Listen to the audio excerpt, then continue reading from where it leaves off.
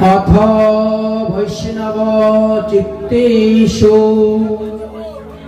दृष्ट्वा भक्ति मौलिकीकं निजलोकं परित्यज्य भगवान् भक्त वत्सलः। श्रुतमुनि বললেন, হে শৌনকাদি ঋষিগণ, সেই সময়ে নিজ ভক্তদের মনে অলৌকিক ভক্তির প্রাদুর্ভাব দেখিয়া ভগবান ভক্তবৎসল শ্রীহরি নিজ ধাম ত্যাগ করিয়া তিনি ভূলোকে এসে গেলেন। যেখানে ভাগবত কথা হয়, হরি কথা হয়, সেখানেই শ্রীহরি চলে আসেন। নাহম বসামি বৈকুণ্ঠে যোগিনাম হৃদয়ে নচ মদ ভক্ত যত্র গায়ন্তি তত্র তিষ্ঠামি নারদ। তাই দেবর্ষি নারদের কাছে যেমন ভগবান বলেছেন, আজ সেইভাবে ভগবান ভাগবত সপ্তাহ জ্ঞান যজ্ঞতে এসে উপস্থিত হয়েছেন। ভগবান ভক্তদের ভক্তিতে আকৃষ্ট হয়ে চুম্বক যেমন লোহাকে আকর্ষণ করে নিয়ে আসে, ঠিক তেমনি ভাবে ভগবানকে আকর্ষণ করে নিয়ে আসলেন ভক্তি মহারানী। তাই ভক্তি দেবীর এমনই শক্তি, তিনি গোলক থেকে ভগবানকে ভূলোকে নিয়ে চলে আসলেন। ভগবান শ্রীকৃষ্ণ আসার পর দেবর্ষি নারদ আদি সমস্ত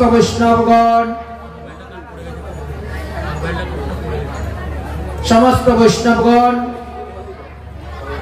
ভগবানের পুজো করলেন। একটা মোবাইল পাওয়া গিয়েছে, যদি কারো হারিয়ে থাকে এসে উপযুক্ত প্রণাম দিয়ে নিয়ে যাবেন। এই একটি মোবাইল পাওয়া গিয়েছে, জয় রাধে, এই কমিটির কাছে জমা দিয়ে দেন।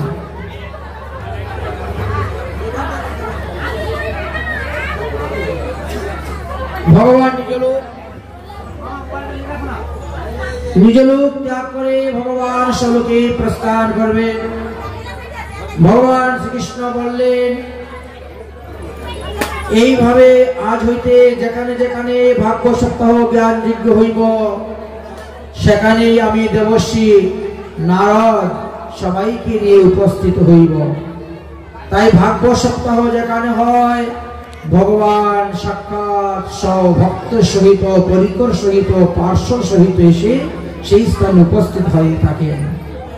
ভগবান যেমন আনন্দময়, তাই তিনার লীলা কথা শ্রবণেও সেই আনন্দ আসে। শ্রী চৈতন্য হাট বসাবে নগর নগর মে থানা, जहां तहां निशान उड़े तिलक मनोहर बाना। नाचे कूदे ताल बजावे सदा हरि गुण गावे, और श्री चैतन्य से प्रीति नहीं तो प्रेम कहां से पावे। তাই মহাপ্রভুর উপর যার যতটা ভক্তি উৎপন্ন হয়েছে, তিনি রাধা গোবিন্দের চরণে ততটাই তো ভক্তি লাভ করতে পারবেন। বলো নিতাই গৌর হরি বল।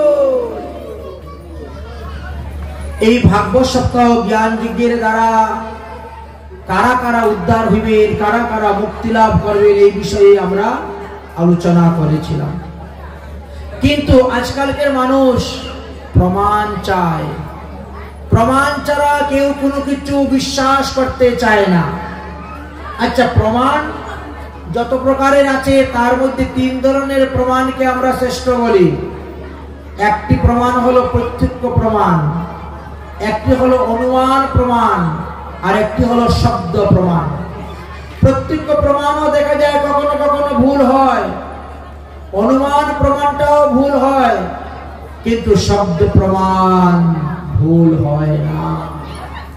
এই জন্য শব্দ প্রমাণ স্বরূপে শ্রীমদ্ ভাগবত মহাপুরাণ আর তারই মাহাত্ম্য কথা বর্ণন করতে গিয়ে স্কন্দ পুরাণ এবং পদ্মপুরাণ দুটাই বর্ণন করে গিয়েছেন।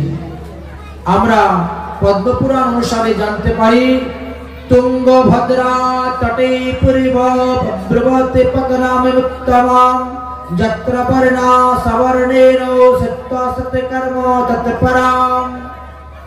কোন এক সময়ে তুঙ্গভদ্রা নদীর তটে আত্মদেব নামে এক ব্রাহ্মণ বাস করতেন। তার স্ত্রীর নাম ছিল ধুন্দুলি। বিবাহিত জীবনে বহুদিন সংসার করার পরও কোনো সন্তানাদি লাভ করতে পারেন নাই। ভাবলেন যে একটা গরু নিয়ে আসবো, সেটাকে লালন পালন করে বড় করব, তার বাচ্চা হবে, সেটা থেকে আনন্দ পাবো, কিন্তু সেটাও বন্ধা হয়ে গেল। বাজার থেকে কিনে ফল আনলে এক রাত্রের মধ্যেই পচে যায়। ভাবলেন যে বৃক্ষ রোপণ করে তার মধ্যে ফল ধরাবো। আত্মদেব ব্রাহ্মণের বাড়িতে যত বৃক্ষ ছিল সবই বন্ধা, একটা গাছেও ফল ধরে না। এমনই অবস্থা হয়েছিল তিনার। একদিন তিনি সকালবেলা হাঁটতে বেরিয়েছেন, এক লোক উনাকে দেখে মুখ ফিরিয়ে নিয়েছে। বলে কি, ঘুমের থেকে উঠে আটকুরার মুখ দর্শন করলাম, জানি না আজকের দিনটা কেমন যাবে। তাই বড় দুঃখ পেলেন। আমি আটকুরা বলে লোক আমার মুখের দিকে তাকায় না, আমার সন্তানাদি নাই বলে আমি পৃথিবীর থেকে মুক্ত হইতে পারি নাই, আমার পিতৃপুরুষগণ আমার হাতের জল তর্পণ গ্রহণ করেন না, এই জীবন রেখে লাভ নাই, এই জীবন ত্যাগ করো। তাই প্রাণ ত্যাগ করার জন্য বনে চলে গেলেন মনের দুঃখেতে। সেখানে যাওয়ার পরেও মৃত্যু আসছে না। বনের মধ্যে ঘুরতে ঘুরতে জল পিপাসায় কাতর হয়ে এক সরোবরে জল পান করে যখন গাছের নিচে বসলেন, এমনি তিনার ঠান্ডা ভাব এসে গেল। আর এমন সময় সেখানে এসে উপস্থিত হয়েছে এক সাধু মহাত্মা। সাধুর পায়ের খটখট শব্দ শুনে তিনি সেখানে গিয়ে উপস্থিত হয়েছেন। আর উপস্থিত হয়ে তিনি সাধুর চরণে পড়ে হাউমাউ করে কাঁদতে শুরু করে দিয়েছেন। সাধুর স্বভাব হলো পরদুঃখে কাতর। সাধুর স্বভাব হয় পরদুঃখে কাতর। তাই নিজ কার্য নাই তবু যায় পরের ঘর। সাধুর স্বভাব হয় তারিতে পামর। কি ব্যাপার, কি নাম তোমার, কেনই বা কাটতেছ, আর ঘুর জঙ্গলের মধ্যে তুমি কেনই বা এসেছ? তখন আত্মদেব ব্রাহ্মণ সাধুর চরণে পড়ে প্রণাম করে বলছেন, ধীক জীবনং প্রজাহীনম ধীক গৃহং চ প্রজা বিনা। সন্তান বিনা সংসার জীবন ধিক্কার, আমার গৃহ ধিক্কার। বন্দাস্য চাপ্রতাস্য কিমুৎকুলম সম্পত্তিম বিনা। আমার কুল কেমন করে উদ্ধার হইবে, আমার বংশ কেমন করে উদ্ধার হইবে, আমি নিঃসন্তান। পালয়েতে ইয়াত্মা ধেনুম সাবন্ধাম সদ্যতা ভবেৎ। একটি গরু এনে পারলাম, সেটাও বন্ধা। যু মায়া রূপকাম বৃক্ষম স্তয়পি বন্ধাত্তম সুতায়ে। গাছ লাগালে সেটাও বন্ধা হয়ে যায়, আমার দুঃখের কথা আর কি ফলব। যৎ ফলম গৃহমাগতম তত্র শীঘ্র বিনশ্যতি। যে সমস্ত ফল বাড়িতে আনি সেইগুলাও পচে যায়। অতএব সাধু বাবা, আপনি কৃপা করে আমাকে একটি পুত্র সন্তান দান করুন। পুত্র সন্তান দিয়ে কি করবে রে? আরে এই পুত্র আমার শ্রাদ্ধ করবে, পিণ্ডি করবে, তর্পণ করবে, আমি উদ্ধার হইব, আমার পিতৃপুরুষ উদ্ধার হইব। শাস্ত্রে বলছে অপুত্রস্য গতি নাস্তি স্বর্গে নৈবেচ নৈবেচ যেন কেন প্রকারেণ কার্যত পুত্র সুতহি চ। যার পুত্র সন্তান নাই সে কখনো স্বর্গেও যেতে পারবে না। অতএব যেন তেন প্রকারেণ পুত্র উৎপাদন করাতে হবে। অতএব আপনি কৃপা করে আমাকে একটি পুত্র সন্তান দান করুন। সাধু বাবা বললেন, আমি মানুষের কপালের লেখা বিচার করতে পারি। অতএব তুমি বসো, আমি তোমার কপালটা ভালো করে দেখি বিচার করে বলে দিব তোমার সন্তান হবে কিনা। জ্ঞানস্থ বসেন, বসে কপালের লেখাগুলা বিচার করে বললেন, সপ্ত জন্ম বদিতম পুত্র নৈবচ নৈবচ। আরে এই জন্ম তো দূরের কথা, আরো 7 বার তোমার মনুষ্য জন্ম হবে, আর সেই জন্মে তো তুমি কোনো সন্তান লাভ করতে পারবে না। পূর্ব জন্মে তুমি এতই জঘন্য পাপ কার্য করেছ। তাই সন্তান সন্ততি আমরা যে লাভ করি, সুখ দুঃখ ভালো মন্দ যা কিছু পাই, সব পূর্ব জন্মের কর্মের ফল। তুমি এমন কর্ম করেছো, এই জন্মে কি আগামী 7 জন্ম তোমার কোনো সন্তান হইবে না। অতএব সন্তানের আশা তুমি ছেড়ে দাও, ছেড়ে দাও, ছেড়ে দাও। এই কথা শ্রবণ করে তার হৃদয়ের মধ্যে আরো 7 গুণ বেশি দুঃখ উৎপন্ন হয়ে গেল। তিনি আত্মদেব ব্রাহ্মণ সহিত বাবাজির চরণের মধ্যে কপাল ঠুকে বলছেন, আপনি ইচ্ছা করলে আমাকে সন্তান দিতে পারেন, অতএব আপনি আমাকে সন্তান দিন। তিনি বলছেন, আমি কেমন করে তোমাকে সন্তান দিব? দেখো, সন্তান 7 প্রকারের জন্ম দেওয়া যায়। এক হলো আত্মজ পুত্র, যদি না হয় তাহলে ক্ষেত্রজ পুত্র উৎপাদন করো, তাও যদি না হয় তাহলে পালিত পুত্র নিয়ে আসো, তারপরও যদি না হয় তাহলে বরজ পুত্র তৈরি করো, তারপরও যদি না হয় তাহলে বিদ্যাজ পুত্র তৈরি করো, তারপরও যদি না হয় তাহলে মন্ত্রজ পুত্র তৈরি করতে হইবে। এইভাবে 7টি পুত্রের মধ্যে যে কোনো এক প্রকার পুত্র তোমার থাকতে হইবে, না হলে তুমি কখনো স্বর্গেও যেতে পারবে না। অতএব তোমার কপালে তো পুত্র নাই, তাহলে তুমি আমার মতো সাধু হয়ে যাও। যারা সাধু শান্ত মহাত্মা হয়ে যান তাকে তার আর শ্রাদ্ধর দরকার হয় না, পিণ্ডিদানের দরকার হয় না, তর্পণের দরকার হয় না। তুমি আমার মতো সন্ন্যাসী হয়ে যাও, বাবাজি হয়ে যাও, তোমার আত্মাকে তুমি উদ্ধার করো। তোমার ছেলে গয়াতে পিণ্ডি দিলে তুমি উদ্ধার হবে? কখনো না। ছেলে মেয়েরা পিণ্ডি দিয়ে মাতা পিতাকে কখনো জন্ম মৃত্যুর হাত থেকে উদ্ধার করতে পারে না। তারা কি উদ্ধার করতে পারে? পুং নামক নরক থেকে উদ্ধার করতে পারে, এর থেকে বেশি কিছু তারা পারে না। অতএব যদি নিজেকে উদ্ধার করতে হয় তাহলে তুমি আমার মতন ভজন করো, আমার মতন তুমি ভজন করো। এমন মনুষ্য জন্ম পাইয়া যদি হরি ভজন না করো তাহলে কবে করবে হরি ভজন? একমাত্র হরি ভজনের দ্বারাই তোমার আত্মার উদ্ধার হইবে, হরি ভজনের দ্বারাই আত্মার উদ্ধার হইবে। কি লাগিয়া ভবে আইলে রে মন, কি লাগিয়া ভবে আইলে, এমন জনমে হরি না ভজিলে, এমন জনমে হরি না ভজিলে, সে তুই মানুষ কবে, সে তুই মানুষ কবে। আর মানুষের আকার হইলে কি হয়, কর যে ভূতের কাম। মানুষের আকার হইলে কি হয়, কর যে ভূতের কাম। নহিলে বদনে কেন না বলো, নহিলে বদনে কেন না বলো, শ্রীকৃষ্ণ গোবিন্দ নাম, শ্রীকৃষ্ণ গোবিন্দ নাম,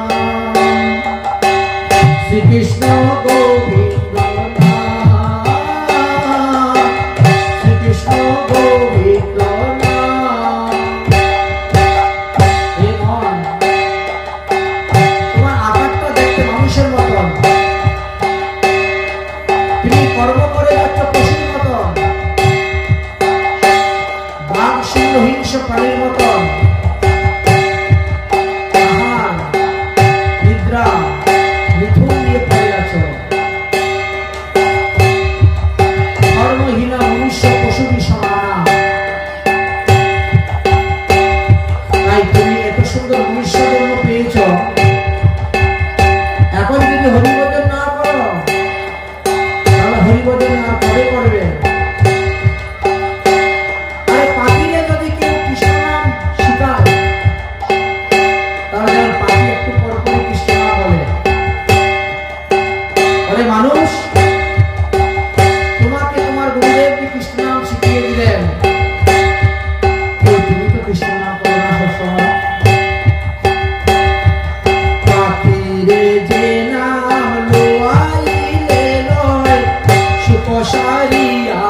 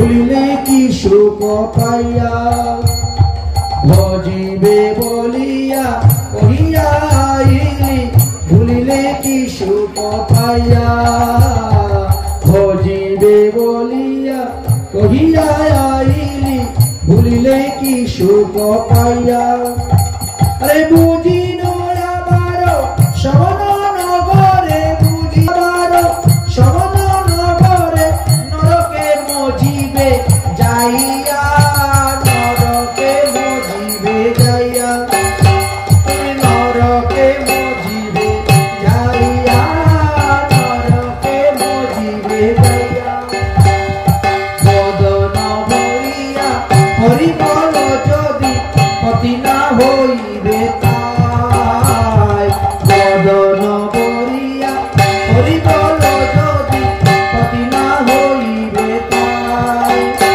আরে বদন বরিয়া হরি বল যদি পতি না হইবে তাই আরে কহে প্রেমানন্দ তবে সে নিতান্ত কহে প্রেমানন্দ তবে সে নিতান্ত এরাবে কি কান্ত দায় গো এরাবে কি কান্ত দায় তুমি এরাবে কি কান্ত দায়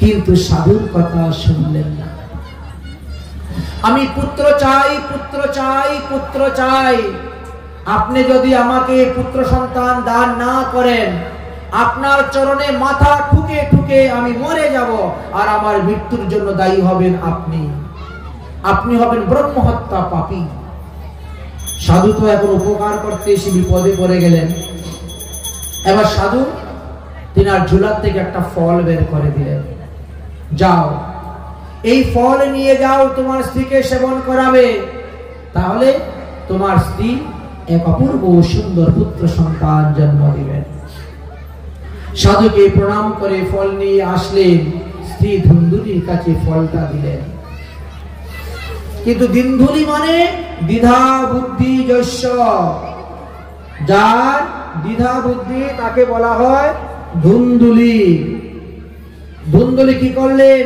সেই ফলটা তিনি খেলেন না তিনার সঙ্গে যারা ছিলেন তাদের সঙ্গে যুক্তি পরামর্শ করে ফলটা গরুকে খাওয়িয়ে দিয়েছেন ব্রাহ্মণকে বুঝাবেন কেমন করে ফল খেয়েছেন কি খেয়েন নাই কারণ মুনি ঋষিদের দেওয়া ফল ওটা খেলে তো সন্তান হবেই চিন্তা করলেন এই ফল যদি আমি খাই যদি সন্তান আমার পেটে আসে সন্তান ধীরে ধীরে বড় হবে আমার খাওয়া দাওয়ার কমে যাবে আমি দুর্বল হয়ে পড়ব তখন যদি ঘরে আগুন লাগে দৌড়ে পালাতে পারবো না যদি চুর ডাকাত ঘরে ঢুকে তাও দৌড়ে পালাতে পারবো না গর্ভবতী মহিলা দৌড়ে পালাবে কেমন করে চুর ডাকাতরা আমার হাত কান কেটে সব নিয়ে চলে যাবে বায়না তাই তিনি মনে করলেন বন্ধবা বিধবা নারী সুখিনশ্চ মে মতি আর এই সিদ্ধান্ত করে তিনি ফল খেলেন না তিনার বড় বোন আসলো তিনাকে বলে দিল যে শোন আমার সন্তান এসেছে পেটে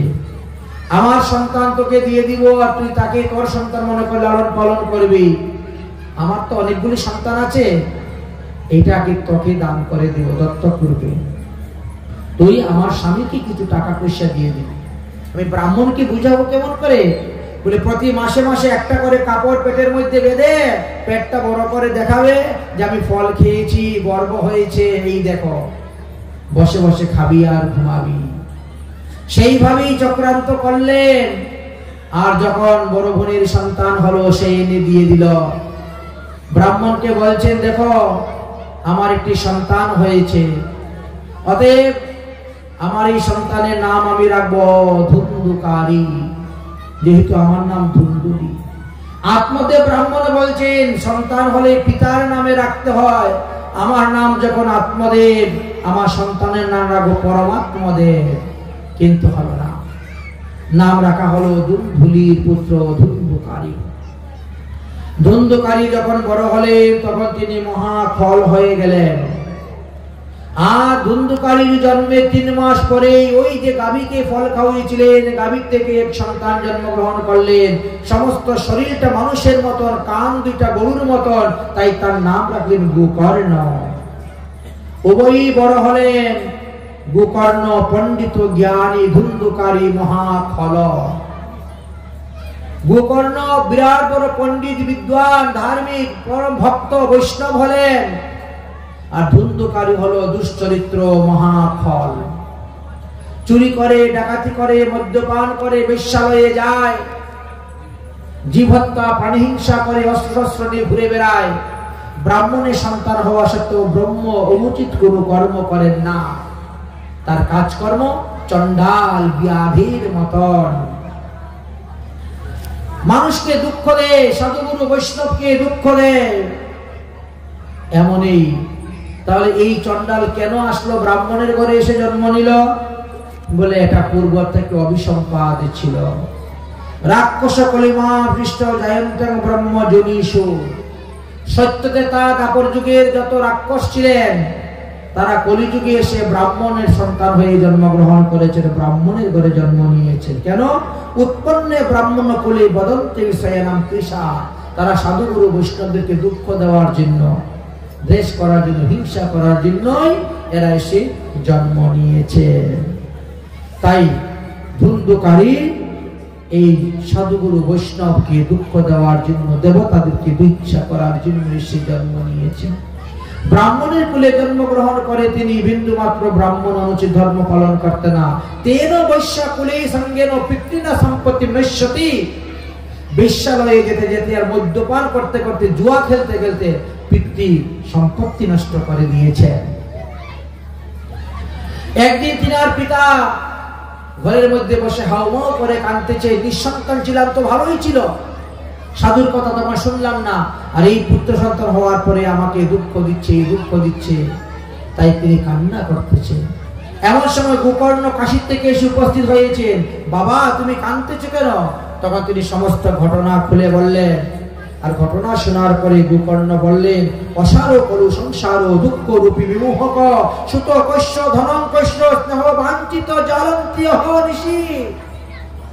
এই জগতে কে কার মা, কে কার বাবা, কে কার ছেলে, এগুলা আমাদেরকে দুঃখ প্রদান করিতেছে। আমার আমার আমার আমার বলেই আমরা মরে যাচ্ছি, আমি যে কার তাহাই জানি না। তাই বলছেন, এই জগতে যারা আমার বাড়ি, আমার ঘর, আমার আমার করেন, তারা আসলে প্রকৃত মানুষ নয়।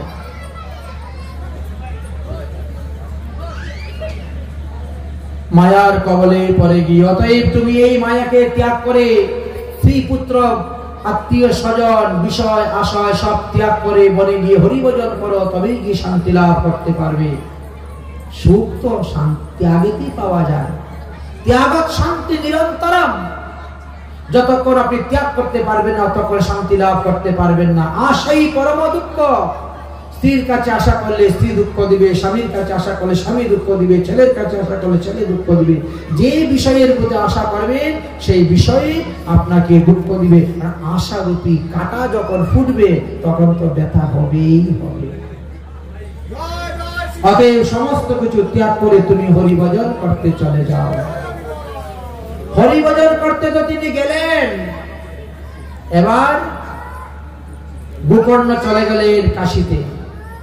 গোকর্ণ কাশীতে চলে গেছেন, পিতা চলে গেছেন জঙ্গলে, বনে গিয়ে হরিভজন করতে। মাকে কিন্তু বিন্দুমাত্র ভয় পায় না ধুন্ধুকারী। অমা, সন্দুকের চাবিটা দাও তো।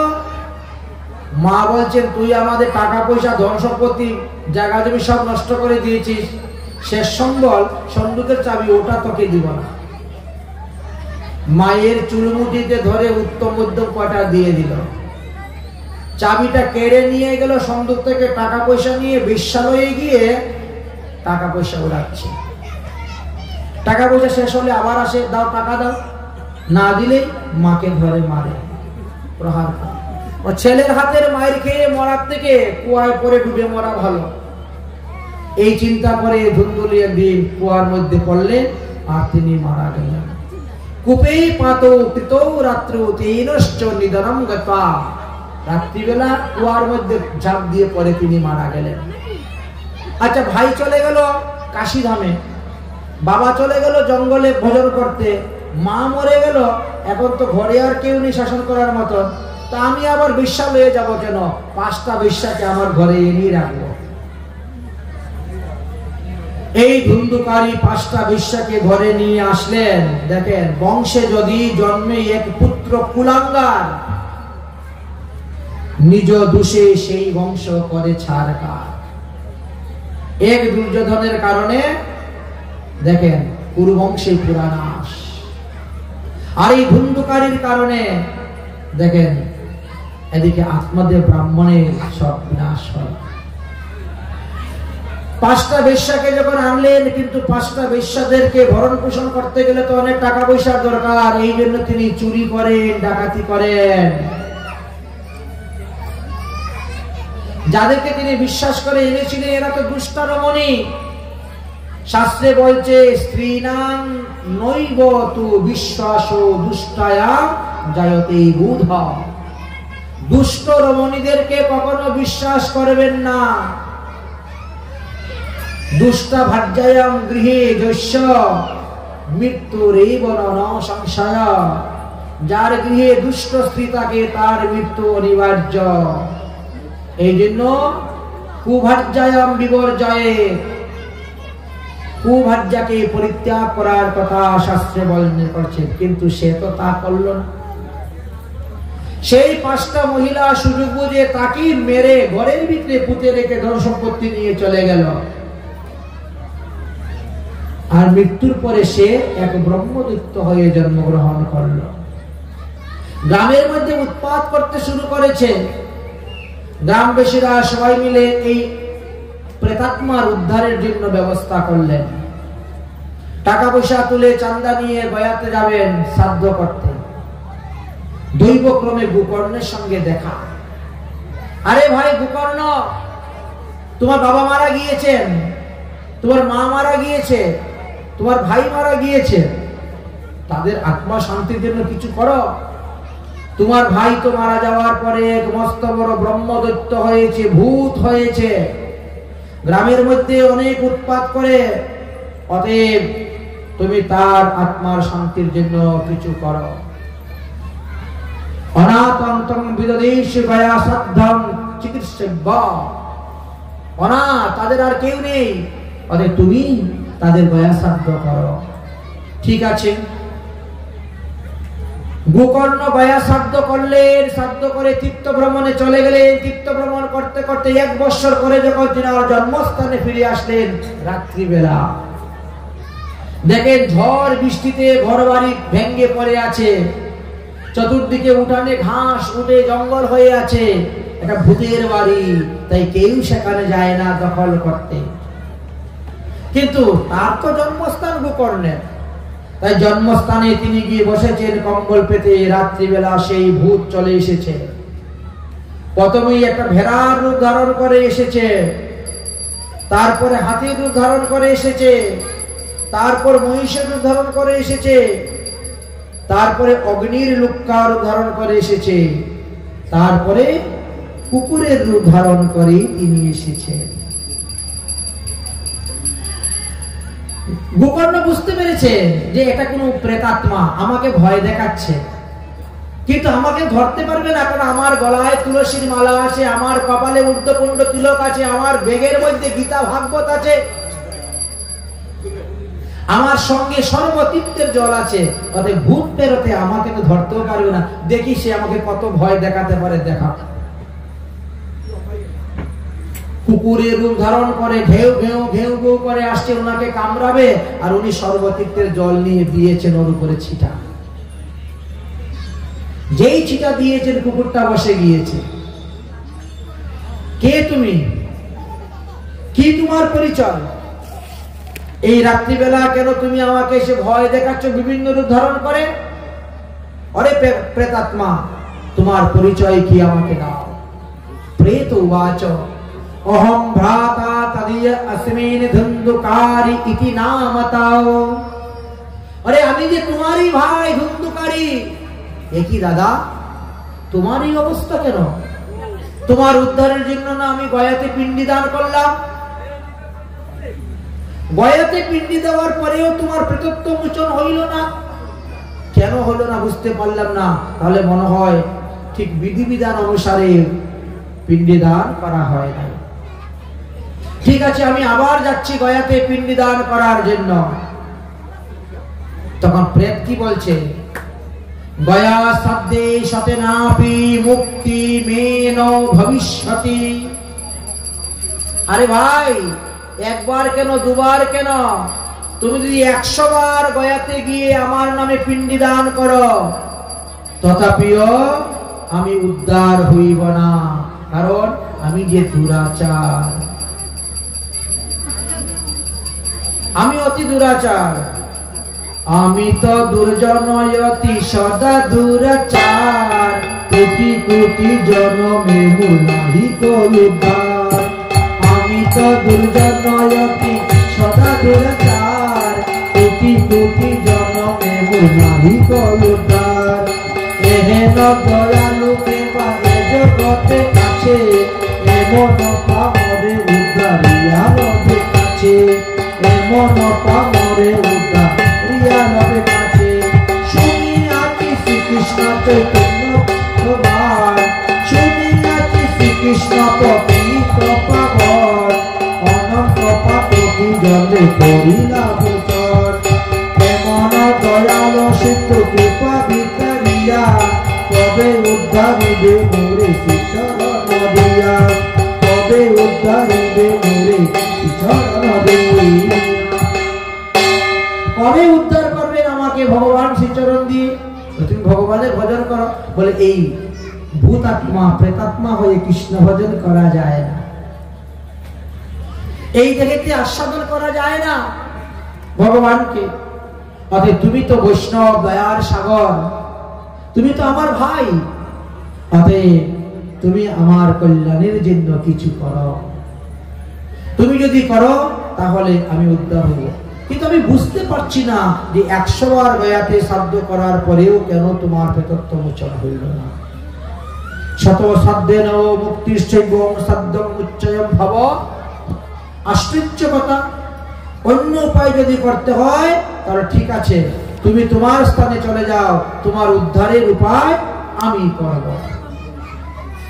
তাই উদ্ধারের উপায় করার জন্য পরের দিন সকালবেলা তিনি সমস্ত সাধু সন্ত মহাত্মাদেরকে নিয়ে একটি ধর্মসভায় বসলেন। আচ্ছা, আপনারা বলুন তো, গয়াতে শ্রাদ্ধ করার পরও যদি আমার ভাই ধুন্ধুকারী উদ্ধার না হয়, তাহলে কি করলে তিনি উদ্ধার হইবে? সবাই বলছেন তাড়াতাড়ি আমরা আর বলতে পারবো না। তাহলে কে বলতে পারবে?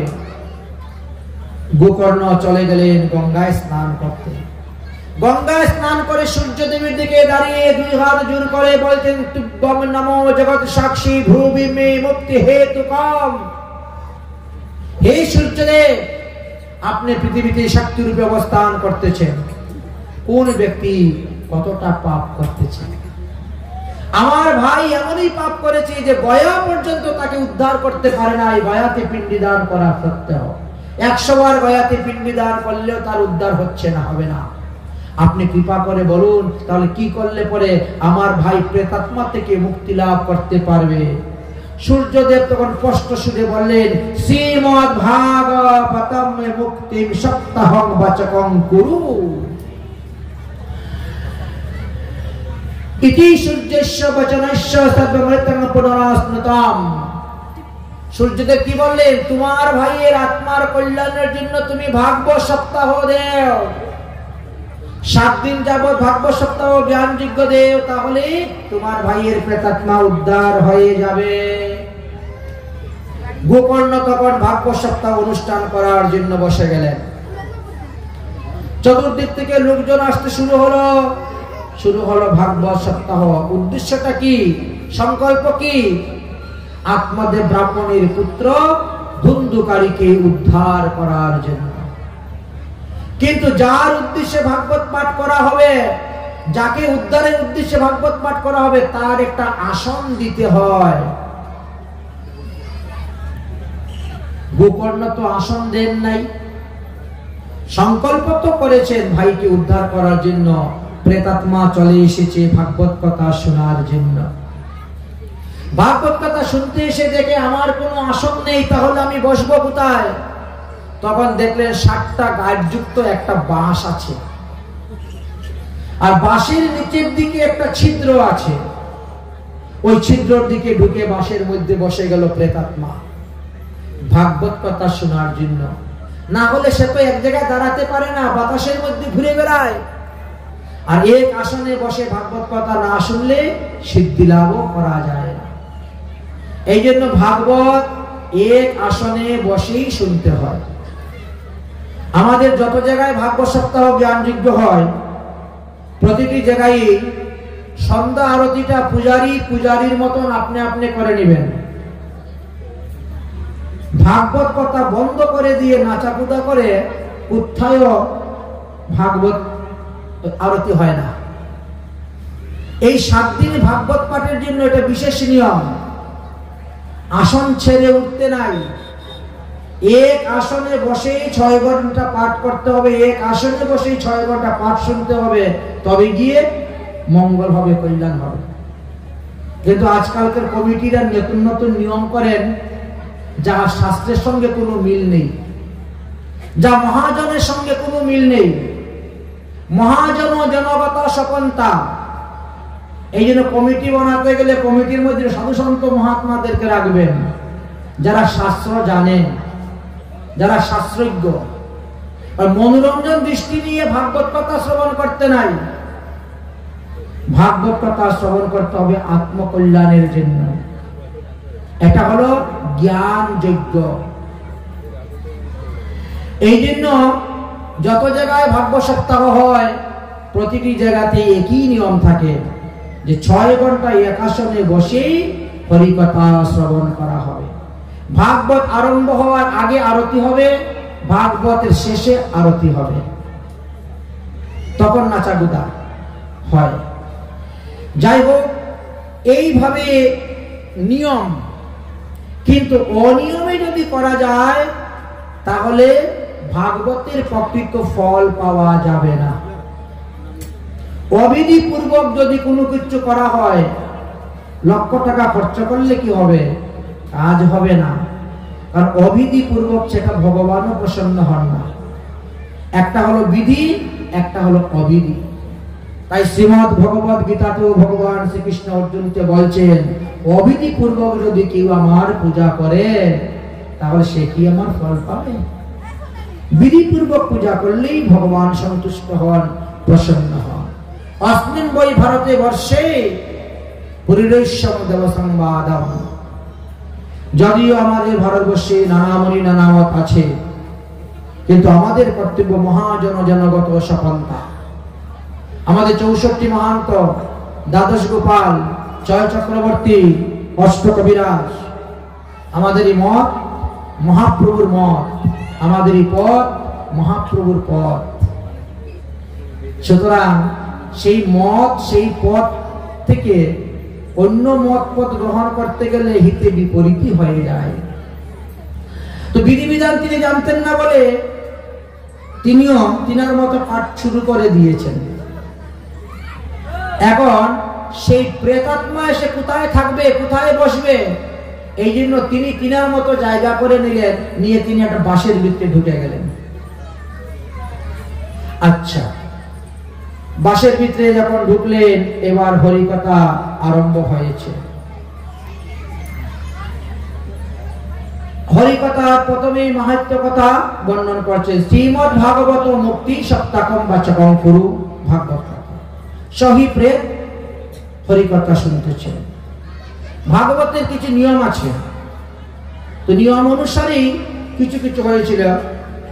বৈষ্ণব ব্রাহ্মণম মুখ্যম সূত্রং পরিকল্পস্য প্রথমম স্কন্দত্ব স্পষ্টমানম ধনুরুদ্যম। প্রথম দিবসের পাঠ যখন শেষ হলো, একটা গায়ে ফেটে গেল, সে আর উপরে উঠলো বাসে। দ্বিতীয় দিবসে দ্বিতীয় গ্রন্থি, তৃতীয় দিবসে তৃতীয় গ্রন্থি, চতুর্থ দিবসে চতুর্থ গ্রন্থি, পঞ্চম দিবসে পঞ্চম গ্রন্থি, ষষ্ঠ দিবসে ষষ্ঠ গ্রন্থি এবং সপ্তম দিবসে বাঁশের 7টি গায়ে পুরা ফেটে গেল। তিনি বেরিয়ে গেলেন, কিন্তু তিনি যখন বেরিয়েছেন তখন তিনি প্রেতাত্মা থেকে মুক্ত হয়ে ভগবত স্বরূপ প্রাপ্ত হলেন। ভগবত স্বরূপ প্রাপ্ত হয়ে তিনি 2 হাত জোর করে গোকর্ণকে প্রণাম করে বলছেন, ধন্য ভাগবতী বার্তা প্রেত পীড়া বিনাশিনী, সপ্তমমপি তথা ধন্য কৃষ্ণ লোক ফলপ্রদ। হে পরম সাধু, হে পরম বৈষ্ণব গোকর্ণ, তোমার শ্রী বদন হইতে শ্রীমদ ভাগবত সপ্তাহ জ্ঞানযোগ্য শ্রবণ করে আমি প্রেতাত্মা থেকে মুক্তি লাভ করলাম, পরে আমি ভগবানের সারূপ্য মুক্তি প্রাপ্ত হইলাম। অতএব আমি এখন নিত্য ধামে চলে যাচ্ছি। ধন্য ধন্য ধন্য তোমার এই ভাগবত সপ্তাহ। আচ্ছা, গোকর্ণ কখন ভাগবত পাঠ করেছিলেন? ধুন্ধুকারীকে উদ্ধার করার জন্য আষাঢ় মাসের শুক্লপক্ষের নবমী তিথিতে পাঠটা আরম্ভ করেছিলেন। আচ্ছা, এবার গোকর্ণকে নিয়ে যাওয়ার জন্য দিব্য বিমান এসে গেছে। দিব্য বিমান যখন এসে গেল, গোকর্ণ তখন ধুন্ধুকারী কে জিজ্ঞাসা করলেন, ধুন্ধুকারী একটু দাঁড়াও। বিমান নিয়ে যে এসেছেন বিষ্ণুদূত তাদেরকে জিজ্ঞাসা করলেন, আচ্ছা বলেন তো, এই ভাগবত সপ্তাহ শ্রবণ করার জন্য এত হাজার হাজার লোক এসে বসলো, ভাগবত কথা শ্রবণ করার জন্য এতগুলা লোক এসে বসেছে, আর বিমান মাত্র একটা কেন আসলো? সবার জন্য কেন বিমান আসলো না? এরা তো সবাই ভাগবত কথা শ্রবণ করেছেন, তার জন্য বিমান আসলো না কেন? তখন বললেন, এরা যারা ভাগবত কথা শ্রবণ করতে এসেছেন তাদের মধ্যে শ্রোতা নাই একজন অসৎ শ্রোতা। শ্রোতা বুঝেন তো? সুপারি কাটে যে, শ্রোতা এবং শ্রোতার মধ্যে দুইটি পার্থক্য আছে, শ্রোতা শ্রোতা। কারণ তাদের মনের মধ্যে অহংকার, তাদের মনের মধ্যে অভিমান ভর্তি। যতক্ষণ পর্যন্ত অভিমান নিয়ে বসে পাঠ শ্রবণ করবেন ততক্ষণ বিমান আসবে না। অভিমান শূন্য হয়ে যদি কেউ বসে পাঠ করে তবেই বিমান আসবে। এরা যারা পাঠ শুনতে বসেছে এরা একবার উঠে একবার যায়, বাইরে গিয়ে পান খায় আবার আসে, পাঠও শুনতেছে, এদিকে ভাগবত কথামৃত রস পান করতেছে, এদিকে পানের রসও পান করতেছে, তো তাদের জন্য বিমান থুরি আসবে?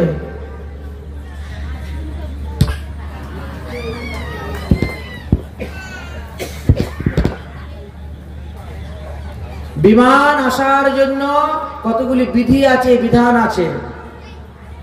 ধুন্ধুকারী উনি এক আসনে বসে পাঠ শুনেছেন, পাঠ শোনার পরে তিনি মনন করেছেন, চিন্তন করেছেন। এই যে 6 ঘন্টা পাঠ হওয়ার পরে আমরা বিশ্রাম দিয়ে চলে যাচ্ছি, এই 6 ঘন্টা তিনি কি করতেন? তিনি মনন করতেন, কোন কথার পরে কোন কথা বলা হয়েছে, কোন কাহিনীর পরে কোন কাহিনী বলা হয়েছে।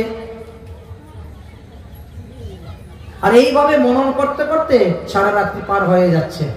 পরের দিন সকাল থেকে আবার পাঠ শুরু, আবার পাঠ শুনতেছেন। এই জন্য তার মনটা কিন্তু অন্যদিকে ছিল না, কিন্তু আমাদের মন তো বিষয়রূপী কারণের মধ্যে ঘুরে বেড়ায়। দেহটা পাঠের আসরে আছে আর মনটা কিন্তু বাড়িতে, মনটা বিষয়ের মধ্যে লেগে আছে। তার বিমানটা আসবে কেমন করে? এই জন্য আর কারোর জন্য বিমান আসে না, একমাত্র ধুন্ধুকারীর জন্য বিমান এসেছে। গোকর্ণ বললেন, তাহলে আমি যে ভাগবত পাঠ করলাম, আমার মুখ থেকে ভাগবত কথা শ্রবণ করে সে উদ্ধার হয়ে গেল, আমার উদ্ধার হলো না কেন? আমার জন্য বিমান আসলো না কেন? বিষ্ণুদূতেরা বললেন, আপনাকে নেওয়ার জন্য স্বয়ং ভগবান আসবেন সাক্ষাৎ। যারা মহাভাগবত, এই ভাগবত কথা যিনি দান করেন তিনি হলেন শ্রেষ্ঠ দাতা। পৃথিবীতে তার থেকে বড় দাতা আর কেউ নেই, তিনি মহাভাগবত।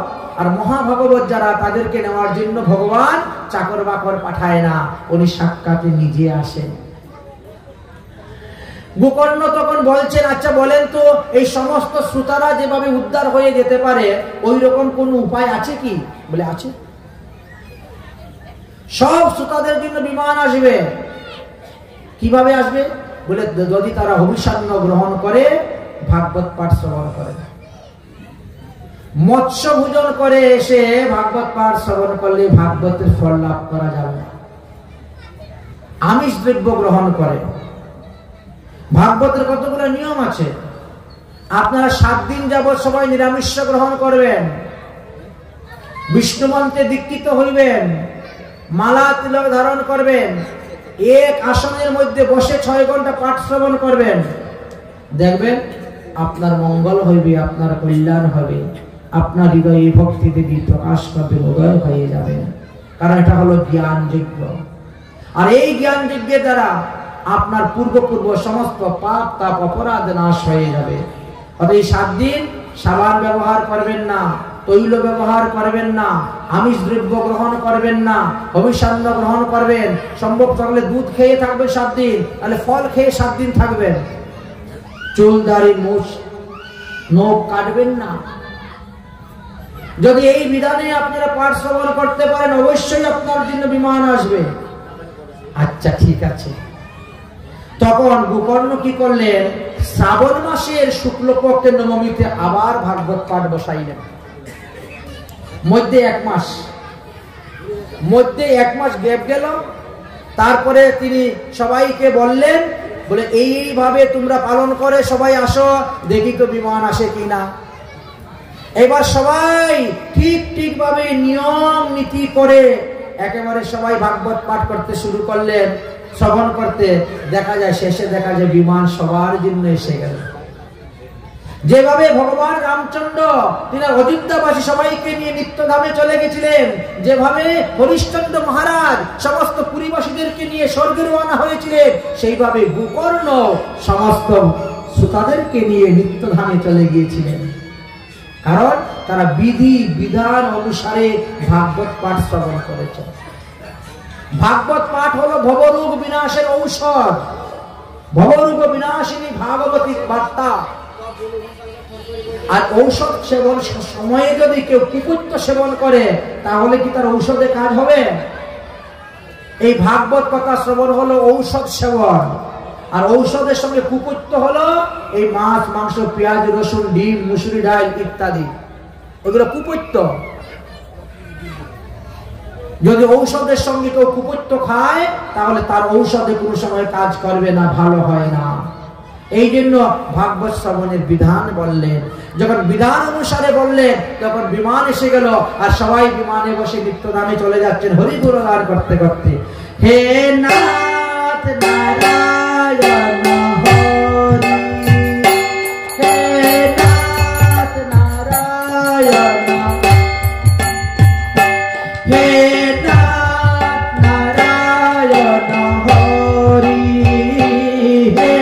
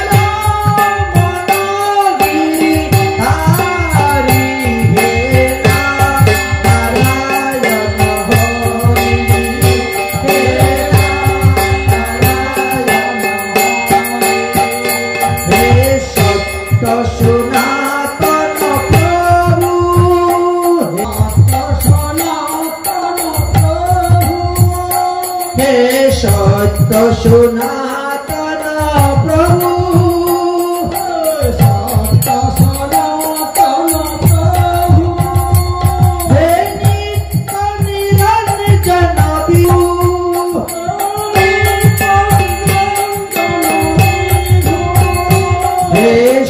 সত্য সনাতন প্রভু, হে সত্য সনাতন প্রভু, হে নিত্য নিরঞ্জন বিভু,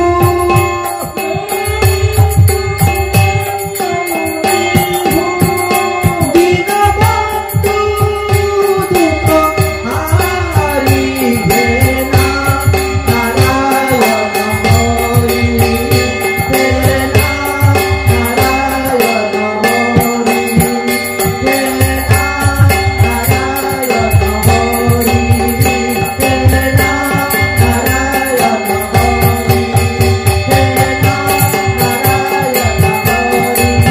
হে নারায়ণ হরি। তাই বিধি বিধান অনুসারে তারা পাঠ শ্রবণ করলেন, সবাই চলে গেলেন বৈকুণ্ঠ ধামে। দেখেন, হরিকথা শ্রবণ করার সময়, হরিকথা কীর্তন করার সময়, যে কোনো সৎকর্ম অনুষ্ঠানের সময় ঊর্ধ্বপুণ্ড তিলক থাকা চাই কপালে। যদি কেউ তুলসীর মালা কণ্ঠে ধারণ করে, ঊর্ধ্বপুণ্ড তিলক দিয়ে সৎকর্ম করে, তাহলে এই কর্মের ফল কখনো ক্ষয় হয় না।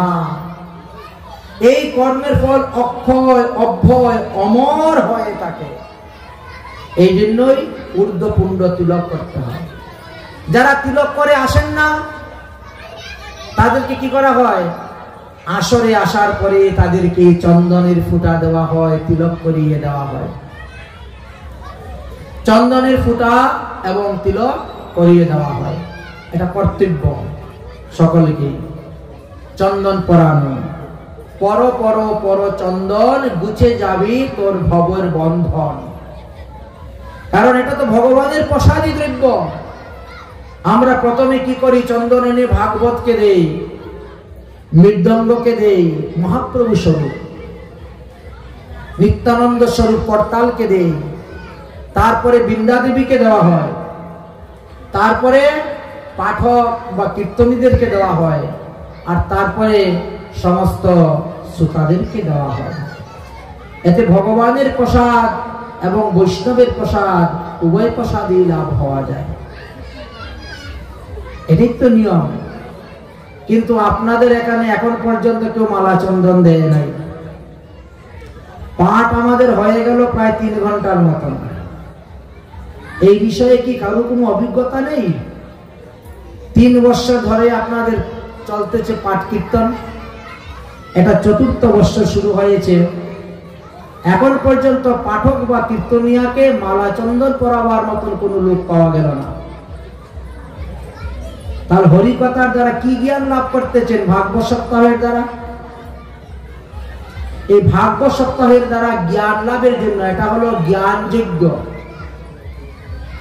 একে জ্ঞান যজ্ঞ বলা হয়। অজ্ঞানে করে পাপ, জ্ঞানে হরে। যাই হোক, এবার ধুন্ধুকারী উদ্ধার হয়ে চলে গেলেন। গোকর্ণ পুরীবাসী সবাইকে নিয়ে চলে গেলেন। তো কেমন করে তারা গেলেন নিত্যধামে, বৈকুণ্ঠ ধামে? কারণ তারা ধর্মপথে ছিলেন বলে। আমি যদি ধর্মকে রক্ষা না করি, ধর্ম আমাকে রক্ষা করতে আসবে না।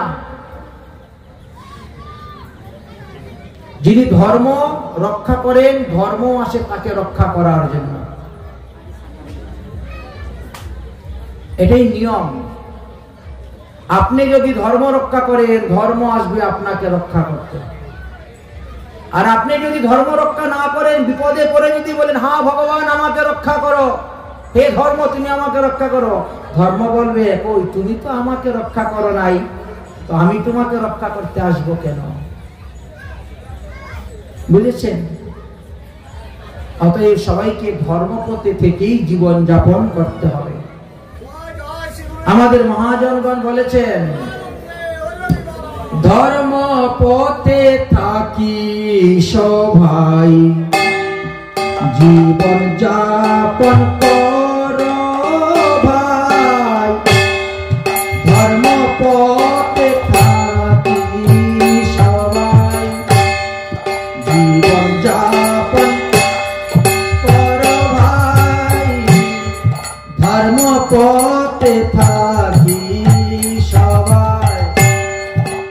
জীবন যাপন করো ভাই, হরি নাম করো সদায়, হরি নাম করো সদায়, নাম বিনে আর গতি নাই, ধর্ম পথে থাকি সবাই, জীবন যাপন করো ভাই, ধর্ম পথে থাকি সবাই, জীবন যাপন করো ভাই, যে কোনো ব্যবসা ধরি জীবন নির্বাহ করি, যে কোনো ব্যবসা ধরি জীবন নির্বাহ করি,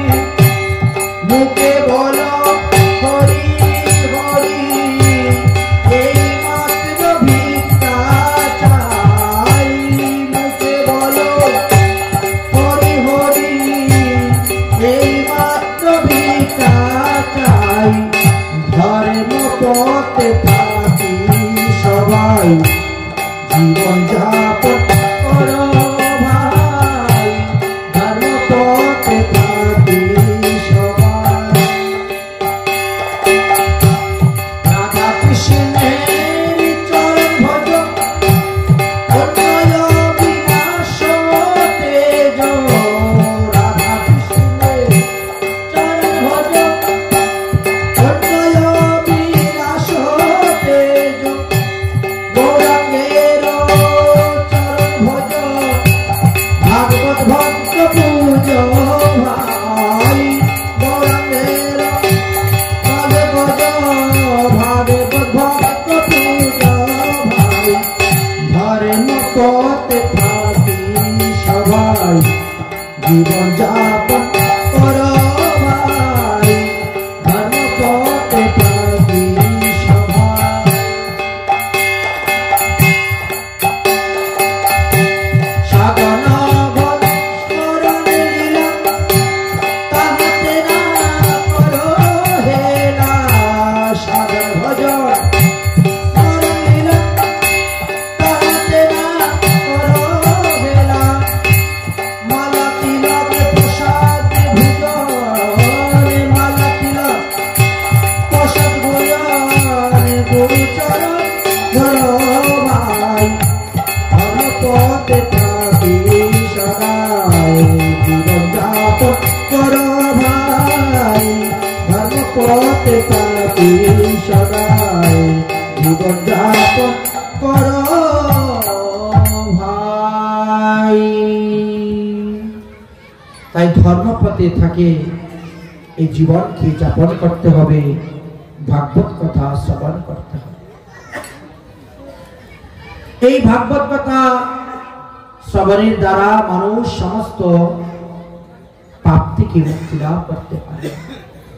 সংসার সাগরে মগ্ন দীনমুদ্ধারম করুণানিধি, কর্মং মোহ গৃহী মার্গং মমোদ্ধার ভবার্ণব।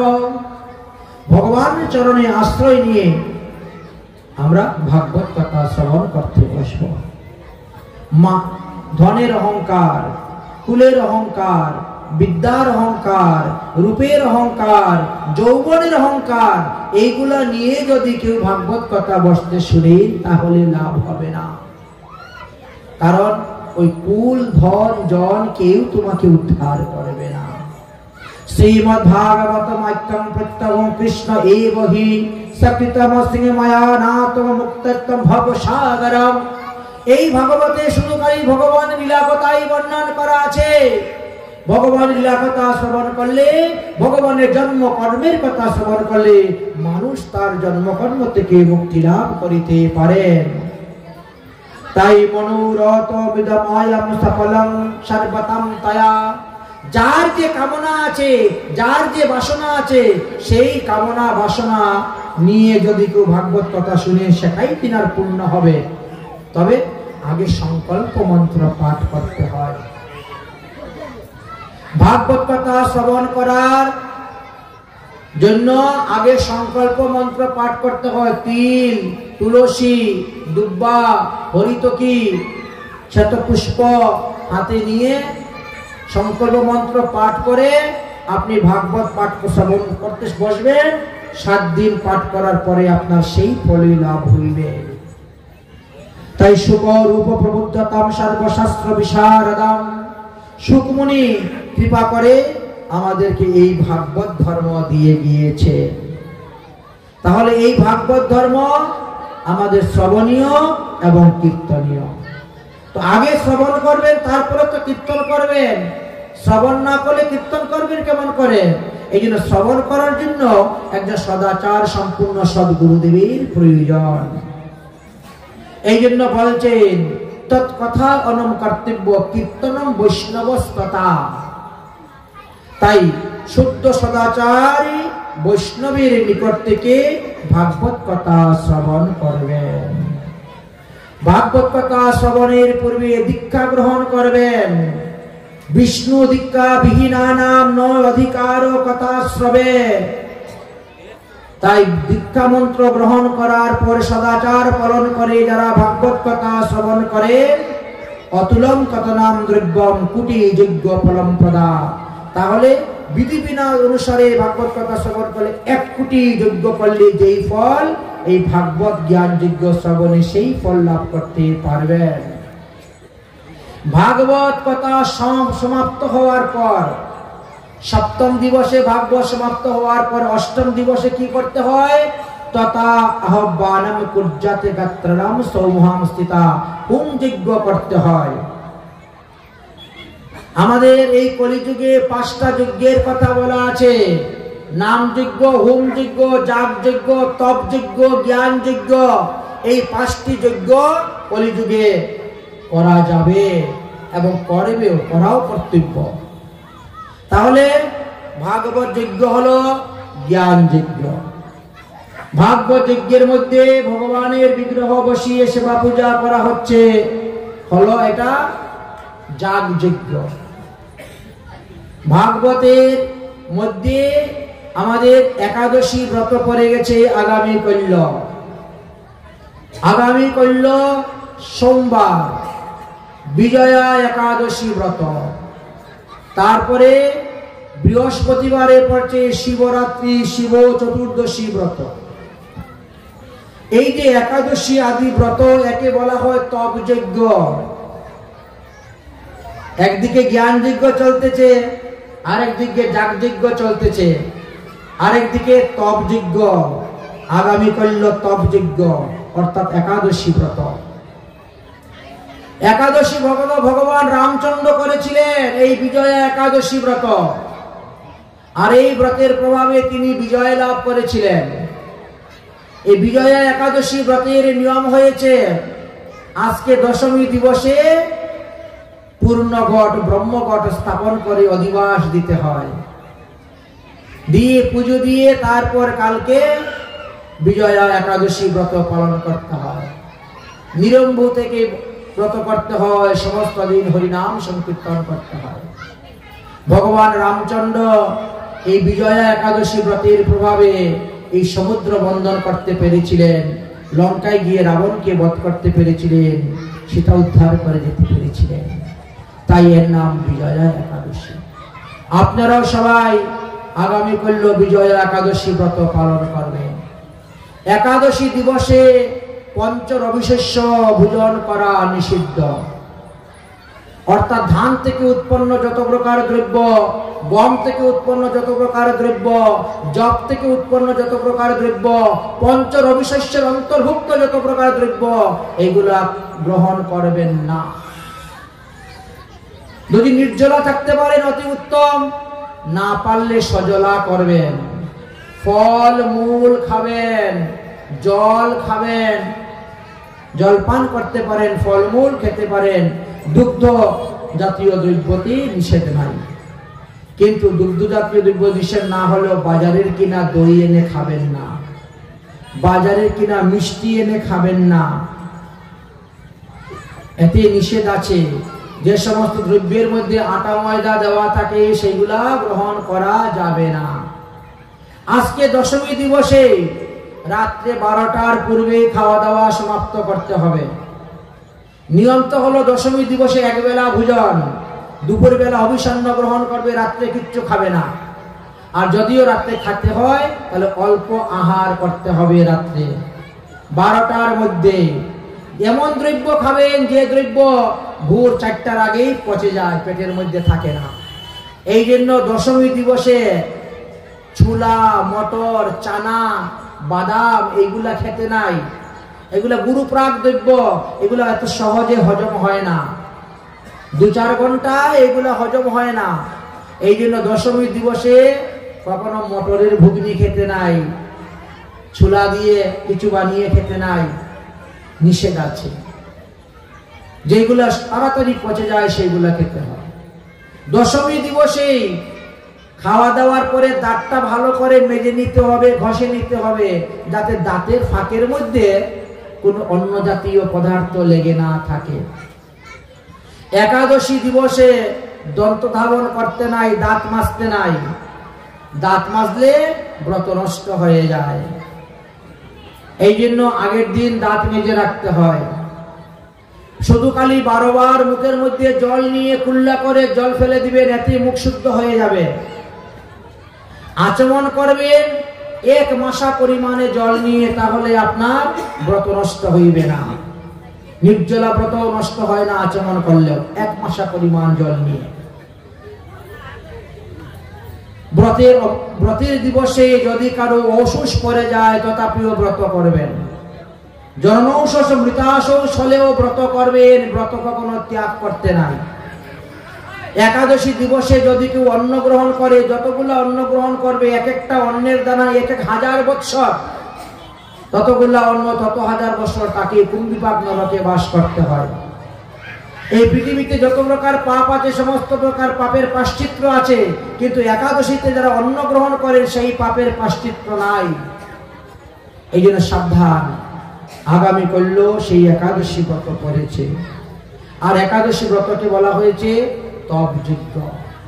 তাহলে আপনারা জ্ঞান যজ্ঞ দেখতে পেলেন, ভাগবত সপ্তাহ হচ্ছে, যাগযজ্ঞ দেখতে পেলেন, পূজা অর্চনা হচ্ছে, নাম যজ্ঞ তো দেখতেই পাচ্ছেন, অষ্টপ্রহর নাম, 16 প্রহর, 32 প্রহর হরিনাম হচ্ছে। এবার আসলো হোম যজ্ঞ। তাই ভাগবত সপ্তাহ জ্ঞান যজ্ঞের শেষে হোম যজ্ঞ করার বিধানের কথা বর্ণন করে গিয়েছেন। এটা ভাগবত পুরাণেই দেওয়া আছে, তবে গিয়ে ভাগবত পূর্ণ হয়। যাই হোক, এইভাবে ভাগবতের মহিমার কথা যখন বর্ণন করতে শুরু করেছেন, আর সেই সময়ে সুখদেব গোস্বামী পাদ ওই ভাগবতের আসরে এসে উপস্থিত হয়েছে। আচ্ছা, সুখদেব গোস্বামীকে দেখতে কিন্তু সবসময় ওই 16 বৎসরের কিশোর বয়স দেখা যায়। 16 বৎসর, 16 বর্ষিকা লেখা আছে। তিনি যখন উপস্থিত হয়েছেন সময় সবাই মিলে আনন্দ হয়ে গেছেন। তিনি বলছেন, শুনো শুনো শুনো শুনো ভক্তগণ, নিগম কল্পতরুর গলিত ফলম শোক মুকাত অমৃত দ্রব সঞ্চিতম পিবত ভাগবত রসমালয়ম মোহরুহ রসিকা ভবি ভাবুকা। হে ভাবুক ভক্তগণ, তোমাদের দেহের মধ্যে যতদিন প্রাণ আছে ততদিন এই ভাগবত কথামৃত রস পান করে যাও, পান করে যাও, পান করে যাও, একে কখনো ত্যাগ করিও না। কারণ এই রস স্বর্গে নাই, এই রস কৈলাসে নাই, এই রস ব্রহ্মলোকে নাই, দেবলোকে নাই। অতএব এই রস পৃথিবীতে আছে। অতএব তোমরা দেবীর দুর্লভ মনুষ্য জন্ম পেয়েছ, অতএব এই রস তোমরা পান করে যাও। এই রস কখনো তোমরা ত্যাগ করিও না। তাই এই রস পানের কথাই শাস্ত্রে আমাদেরকে বর্ণন করে গিয়েছে। সুখদেব গোস্বামী পাদ এইভাবে বললেন, কলো ভগবতী বার্তা ভবরূপ বিনাশী। এই কলিযুগে ভবরূপ থেকে মুক্তি লাভের একমাত্র উপায় হয়েছে ভাগবত কথা শ্রবণ আর ভাগবত কথা কীর্তন। এর দ্বারাই জীবের মুক্তি লাভ হইবে। তাই ভাগবত কথা শ্রবণ করবেন কিভাবে? বলে মৎসরতা নির্মৎসরাং সাতারাং, মাৎসর্যতা শূন্য হইয়া ভাগবত কথা শ্রবণ করবেন। আর ভাগবতের বক্তা যিনি হবেন তিনিও হবেন মাৎসর্য শূন্য। মাৎসর্য কাকে বলা হয়? যে পরের উৎকৃষ্ট যে সহ্য করতে পারে না তাকে বলা হয় মাৎসর্য। শৌনকাদি মুনিগণ সুত মুনিকে বলছেন, হে আয়ুষ্মান, আপনি সাধু সমাজের ভূষণ। এই কলিযুগে মানুষের আয়ু অত্যন্ত অল্প, সাধন ভজনে তাদের কোনো রুচি নাই, প্রবৃত্তি নাই। মানুষ অলস, দুর্ভাগ্য, মন্দ বুদ্ধি, আর তারা নানা বিঘ্ন বাধাতে জর্জরিত। আমাদের অনেক শাস্ত্র আছে, বহু শাস্ত্রে বহু সিদ্ধান্ত দিয়ে গেছে, তার মধ্যে কোনটি যে মানুষ পালন করবে এটা মানুষ বুঝতে পারে না। আপনি পরোপকারী, অতএব আপনি কৃপা করে বলুন এই কলিযুগের শ্রেষ্ঠ ধর্ম কি? কি ধর্ম যাজন করলে অনায়াসে তারা মুক্তি লাভ করতে পারবে? সুতমণি বললেন, হে ঋষিগণ, আমাদের আশ্রয় তত্ত্ব হলেন একমাত্র শ্রীমতী রাধা রানী। শ্রী রাধিকার চরণে রেণু ভূষণ করিলে তনু অনায়াসে পাবে গিরিধারী। রাধা রানীকে আশ্রয় না করলে কৃষ্ণকে পাওয়া যায় না। তাই রাধা রানী হলেন আশ্রয় তত্ত্ব। সেই রাধা কৃষ্ণের মিলিত তনু হলেন আমাদের গৌর সুন্দর। আর গৌরাঙ্গ মহাপ্রভুর 540 বছর পূর্তি হতে যাচ্ছে আবির্ভাব তিথি। মহাপ্রভুর 540 বছর পূর্তি আবির্ভাব তিথি সামনে আসতেছে আমাদের ফাল্গুনী পূর্ণিমা তিথি, যাকে গৌর পূর্ণিমা বলে। তাই গোবিন্দের বউ আর রাধার রা, এই দুটা নিয়ে তো বুড়া এসেছেন মহাপ্রভু। তাই মহাপ্রভু যেমন কলিযুগের মানুষের আশ্রয় তত্ত্ব, ঠিক তেমনি ভাবে রাধা রানীও হলেন আমাদের আশ্রয় তত্ত্ব। রাধা রানীর চরণ যদি কেউ আশ্রয় করেন তো অনায়াসে গোবিন্দকে লাভ করতে পারবেন। রাধিকার চরণ রেণু ভূষণ করিলে তনু অনায়াসে পাবে গিরিধারী। মহাপ্রভু তা দেখিয়ে গেলেন। মহাপ্রভু যখন শ্রীধাম বৃন্দাবনে গেলেন, রাধা কুণ্ড শ্যাম কুণ্ড তখন লুপ্ত তীর্থ, সেই লুপ্ত তীর্থকে উদ্ধার করলেন। রাধা কুণ্ডের ধান্য ক্ষেত হইতে একটু মৃত্তিকা নিয়ে তিলক রচনা করলেন। সেই থেকে তো রাধা কুণ্ডের রজের মহিমা বেড়ে গেল। তার আগে তো সবাই গোপীচন্দন ব্যবহার করতেন, কিন্তু মহাপ্রভু যখন রাধা কুণ্ডের রস দিয়ে তিলক করলেন, সেই থেকে রাধা কুণ্ডের রজের মহিমা বৃদ্ধি হয়ে গেল। তাই রাধা রানীর চরণ রেণু রাধা কুণ্ডের রজের মধ্যে আছে। তাই রাধা রানীর চরণ যিনি আশ্রয় করেছেন, তারি বলি যাহি বলি হারি, তিনি অনায়াসে গোবিন্দকে পান। কেউ যদি বলে আমি রাধা রানীর হলাম, বাস গোবিন্দকে অনায়াসে পেয়ে যাবেন। मैं हाथ उठा कर कहते हूँ मैं हूँ गई राधा रानी के। मैं हाथ उठा कर कहते हूँ मैं हूँ गई राधा रानी के।